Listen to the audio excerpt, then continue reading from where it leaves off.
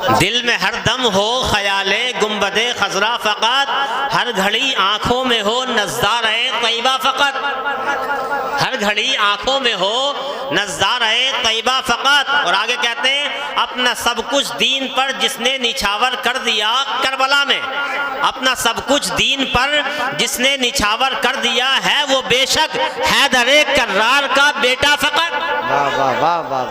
اور سلطان الہند کے بارے میں کہا ہے کہ تخت پر دلی کے آ جائے بھلے ہی کوئی بھی، تخت پر دلی کے آ جائے بھلے ہی کوئی بھی، حکمران ہند ہے لیکن میرے خواجہ فقط، حکمران ہند ہے لیکن میرے خواجہ فقط۔ اور آگے کہا ہے آرزو دل کی یہ پوری ہو شہ بطحہ فقط، آرزو دل کی یہ میری یہ پوری ہو شہ بطحہ فقط، دیکھ لوں مرنے سے پہلے گنبد خضرا فقط۔ اور آگے کہا غیر کے در پہ نہ پھیلاؤں کبھی دستے طلب، غیر کے در پہ نہ پھیلاؤں کبھی دستے طلب، کاش مل جائے مجھے حسنین کا صدقہ فقط، سبحان اللہ سبحان اللہ، کاش مل جائے مجھے حسنین کا صدقہ فقط۔ اور آگے کہا اے میرے جوش جنوں لے چل مدینے میں مجھے، اے میرے جوش جنوں لے چل مدینے میں مجھے، میں بھی دیکھوں آمنہ کے لال کا روزہ فقط۔ سبحان اللہ سبحان اللہ۔ یہ شاعر نے روزہ دیکھنے کی خواہش کی ہے، یا روزہ۔ اور امام اہل سنت الشاہ امام احمد رضا خان فاضل بریلوی علیہ الرحمت والرضوان، جنہیں آپ اعلیٰ حضرت کے لقب سے جانتے اور پہچانتے ہیں، وہ جب حج کو جا رہے ہیں، وہ جب دوسری مرتبہ حج کو جا رہے ہیں تو فقط روضہ منورہ دیکھنے کی خواہش دل میں نہیں ہے بلکہ رسول کائنات کا دیدار کرنے کی خواہش ہے۔ سبحان اللہ سبحان اللہ۔ یہاں سے جا رہے ہیں، ابھی چونکہ ابھی کل ہی کل شریف ہوا ہے، میں چاہ رہا ہوں کچھ دیر گفتگو انہی پر ہو جائے، باقی علامہ توصیف رضا بیٹھے ہیں یا دوسرے حضرات وہ آپ کو سنائیں گے، میں اسی پہ سنا دیتا ہوں۔ شاعر نے خواہش کی ہے مدینے میں روضہ رسول کو دیکھنے کی، یہ امام احمد رضا ہیں جو روضہ رسول کو دیکھنے کی خواہش تو لے کے جا ہی رہے ہیں، لیکن جو اہم خواہش ہے وہ یہ ہے کہ مدینے میں جا کے سرکار کا دیدار ہو جائے۔ سبحان اللہ جا رہے ہیں سبحان اللہ، بہت بڑے عاشق رسول ہیں، بہت بڑے عالم دین ہیں، جن کے قلم سے تقریباً 1000 کتابیں لکھ کر کے ہمارے ہاتھوں میں آئی ہیں، وہ امام احمد رضا جا رہے ہیں، زبان حال سے پکار رہے ہیں، کشا کشا لیے جاتی ہے آرزو وصال، کشا کشا لیے جاتی ہے آرزو وصال، ہر ایک قدم تیرے نزدیک آئے جاتے ہیں اور ابھی تو دور ہے صبح بہار کی منزل۔ کہتے ہیں ابھی سے عشق رسول کا اندازہ مت لگاؤ، ابھی تو دور ہے صبح بہار کی منزل، ابھی سے کیسے نظر کو قرار آ جائے اور وہاں سے دیکھنا عالم میری محبت کا، جہاں سے نظر آنے لگیں گے کھجور کے ساتھ۔ سبحان اللہ سبحان اللہ، ماشاء اللہ ماشاء اللہ ماشاء اللہ۔ جا رہے ہیں کھجور کے سائے، یہ کھجور کے سائے کیا ہیں؟ یہ اب تو غالباً نہیں ہے وہ کھجور ہے وہاں، لیکن پہلے جو ہے حضور کے روضہ مطہرہ کے دونوں جانب جو ہے کھجوروں کے درخت تھے۔ شاعر جہاں جہاں کھجوروں کا ذکر کرتے ہیں تو انہی کی بات آتی ہے، انہی کھجوروں کی بات آتی ہے۔ ان کے تعلق سے میں ایک واقعہ بھی آپ کو سناؤں گا ابھی، لیکن ابھی جو گفتگو چل رہی ہے اسی کو آگے بڑھاتا ہوں۔ امام اہل سنت جا رہے ہیں، حج کرنے کے لیے جا رہے ہیں، مختصر یہ کہ پہنچ گئے کعبۃ اللہ کی سرزمین پر، کعبے کا دیدار کیا سبحان اللہ۔ وہ کعبہ جس کے بارے میں کسی شاعر نے کہا ہے اے خانہ کعبہ تو پناہ گاہ بشر ہے، تو عظمت اسلام ہے، اللہ کا گھر ہے، تعمیر تیری کی ہے خلیل و ذبیح نے، تو رحمت کونین کا منظور نظر ہے۔ کعبے کا دیدار کیا ہے، سنگ اسود کو بوسہ دیا ہے، صفا و مروہ کے چکر لگائے ہیں، خانہ کعبہ کا طواف کیا ہے، اس کے بعد پہنچے ہیں ارکان حج ادا کرنے کے بعد مدینۃ الرسول میں روضہ رسول پر پہنچے ہیں۔ آقا کریم صلی اللہ علیہ وسلم کے دیدار کی تڑپ دل میں ہے، دیدار کی خواہش دل میں ہے، دیدار کا جذبہ دل میں ہے، کھڑے ہو گئے ہیں، ہاتھ باندھ کے مواجہہ اقدس کے سامنے کھڑے ہیں، گنبد خضرا کی جالیوں کے سامنے کھڑے ہیں اور خواہش کر رہے ہیں اے یا رسول اللہ اپنا چہرہ دکھا دیجئے، اپنا مخڑا دکھا دیجئے, اپنا جلوہ دکھا دیجئے. اللہ اکبر, دیری ہو رہی ہے, حجابات اٹھنے میں ٹائم لگ رہا ہے, تاخیر ہو رہی ہے, جو ہے حجابات نہیں اٹھ رہے ہیں. تو امام اہل سنت الشاہ امام احمد رضا خان فاضل بریلوی علیہ رحمت والرضوان, علیہ رحمت والرضوان, کچھ شعر پڑھتے ہیں جو ابتداً بعض علماء نے چند طرح کے اشعار کا ذکر کیا ہے. انہی میں یہ بھی ہیں, کہتے ہیں بکار خیش حیرانم اغثنی یا رسول اللہ. یہ فارسی کا شعر ہے, یہ فارسی کا کلام ہے, فارسی, اور اس میں عربی کی بھی اعلیٰ حضرت امام اہل سنت نے جو ہے ضمیروں کو استعمال کیا ہے. کہا ہے بکار خیش حیرانم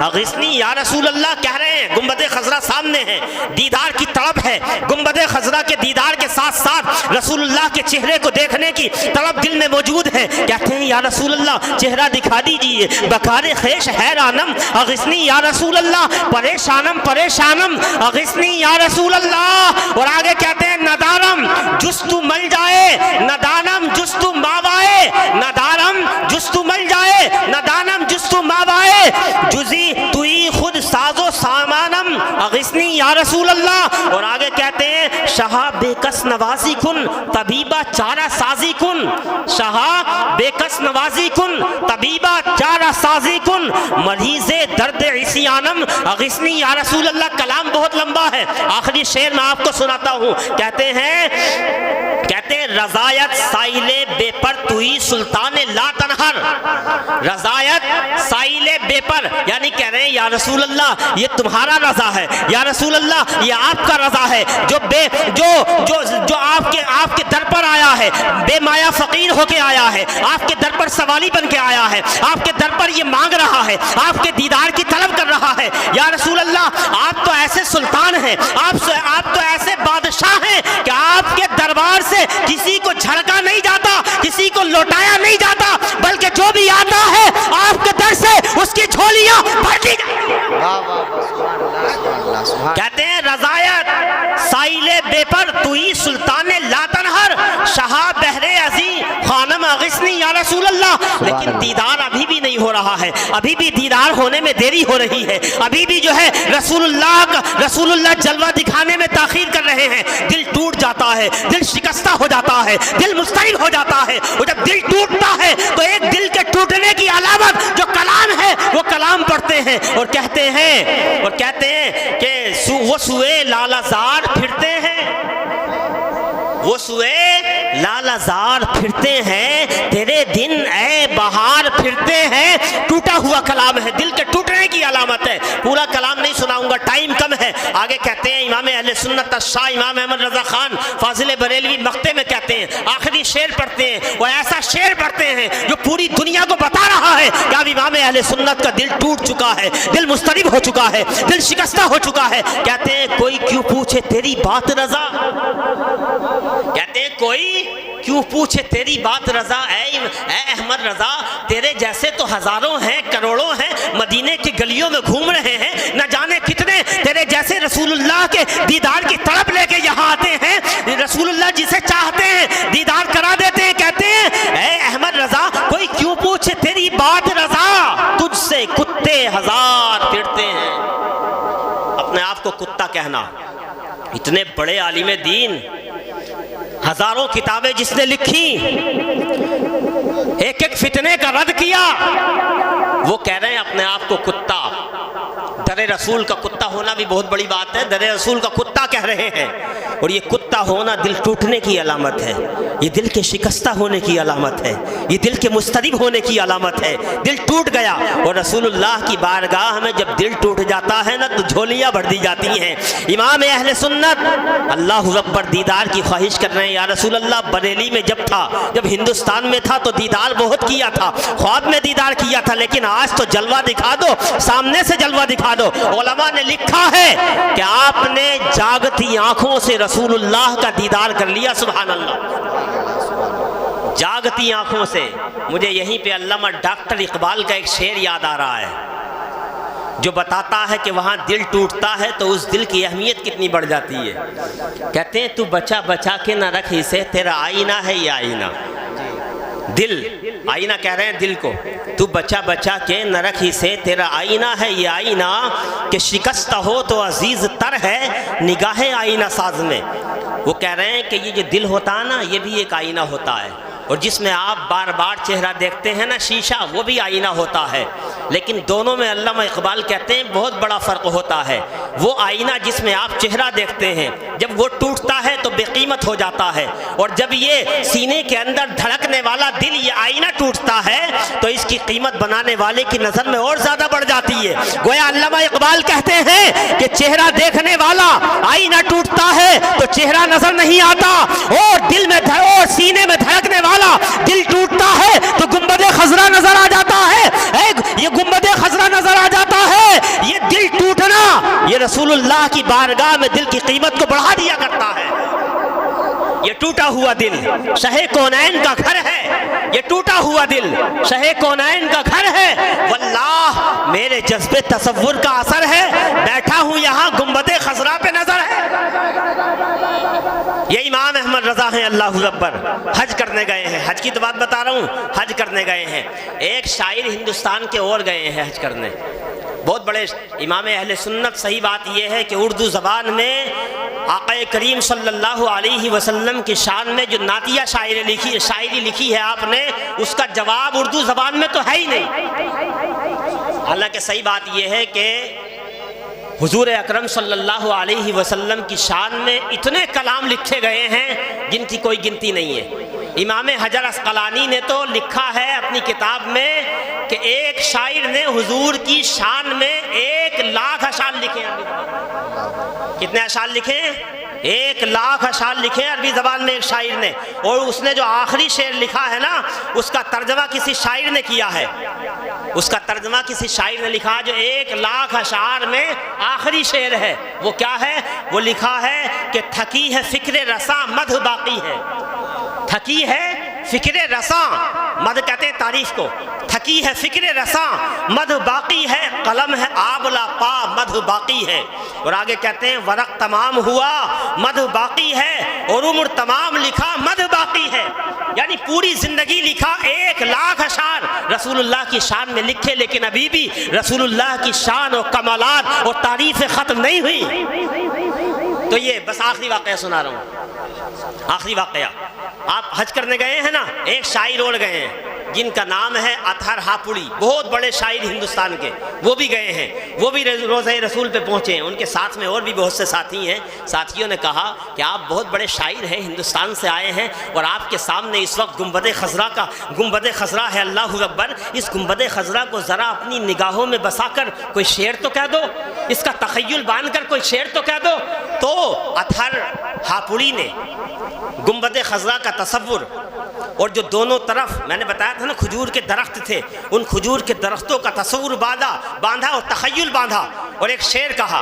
وہ کہتے ہیں کب ہیں درخت گنبد شہ والا کے سامنے، کہتے ہیں کب ہیں درخت گنبد شہ والا کے سامنے، مجنوں کھڑے ہیں خیمہ لیلا کے سامنے۔ یہ کہا۔ اب ظاہر سی بات ہے، کوئی شعر کہتا ہے تو سامنے والوں کی عادت ہوتی ہے سبحان اللہ کہنا، شعر کیسا ہے، مصرع کیسا ہے، تو جو ساتھ میں لوگ تھے انہوں نے بھی کہا واہ واہ صاحب کیا بات کہی ہے اطہر ہاپوڑی، تم نے تو کمال کر دیا ہے۔ لوگوں نے کہا، بہت تعریف کی، بڑے خوش ہوئے، اور پھر وہ اپنا شعر جو ہے وہ اعلیٰ حضرت کی بارگاہ میں بھیج دیا۔ وہ جانتے تھے کہ امام اہل سنت بھی اس وقت حج کرنے آئے ہیں، تو ان کی بارگاہ میں بھیج دیا۔ اعلیٰ حضرت نے جب شعر کو دیکھا تو چہرے پہ جلال آ گیا، چہرے پہ جلال کے آثار نمودار ہوئے، اور کہا استغفر اللہ۔ دوسرا مصرع سنا تو کہا کہ پہلا مصرع تو صحیح ہے لیکن دوسرا مصرع غلط کہہ دیا ہے، رسول اللہ کی شان کے لائق نہیں ہے، روضہ رسول کی شان کے لائق نہیں ہے، بلاؤ ان کو، بلاؤ اطہر ہاپوڑی کو۔ اطہر ہاپوڑی کے پاس ایک شخص گئے بلانے کے لیے، انہوں نے سوچا کہ اعلیٰ حضرت کو شاید میرا شعر جو ہے وہ بہت اچھا لگ گیا ہے بڑی، اور مجھے بلایا ہے اسی لیے شاباشی دینے کے لیے۔ تو وہ آئے، امام اہل سنت نے انہیں ڈانٹا اور کہا کہ روضہ رسول کا احترام جو ہے وہ تمہارے شعر میں باقی نہ رہا، روضہ رسول کا ادب باقی نہ رہا، پہلا مصرع تو تمہارا صحیح ہے لیکن دوسرا مصرع صحیح نہیں ہے۔ وہ کہنے لگے حضور دوسرے مصرع کو آپ صحیح کر دیں۔ تو دیکھیے فی البدی سوچا نہیں، فوراً کہہ پڑے امام اہل سنت، زبان سے نکلا اور کہا پہلا مصرع تو یہی رہنے دو. کیا تھا کہ کب ہیں درخت گنبد شہ والا کے سامنے. انہوں نے کہا تھا مجروح کھڑے ہیں خیمہ لیلا کے سامنے.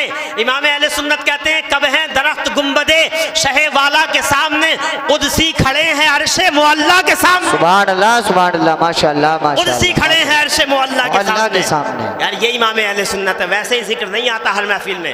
جس نے ہمارے نبی کو ہر لمحہ یاد کیا ہے، ہر منٹ یاد کیا ہے، پوری زندگی نبی کی شان لکھنے میں، نبی کی نعت پڑھنے میں گزار دی، آج مسلمانوں کی زبان پہ اللہ تبارک و تعالیٰ کی طرف سے ان کا نام جاری ہو گیا، تو یہ کون سی حیرت کی بات ہے. اللہ تبارک و تعالیٰ ہم سب کو امام اہل سنت شاہ امام احمد رضا خان فاضل بریلوی علیہ رحمت و رضوان سے سچا عشق عطا فرمائے اور سارے بزرگوں سے سچی محبت عطا فرمائے. ہم سب کو مسلک اعلیٰ حضرت جو مسلک اہل سنت کی ترجمانی کرتا ہے، اللہ تعالیٰ اس پر ہم سب کو قائم و دائم رکھے. وما علینا الا البلاغ المبین. السلام علیکم ورحمۃ اللہ وبرکاتہ.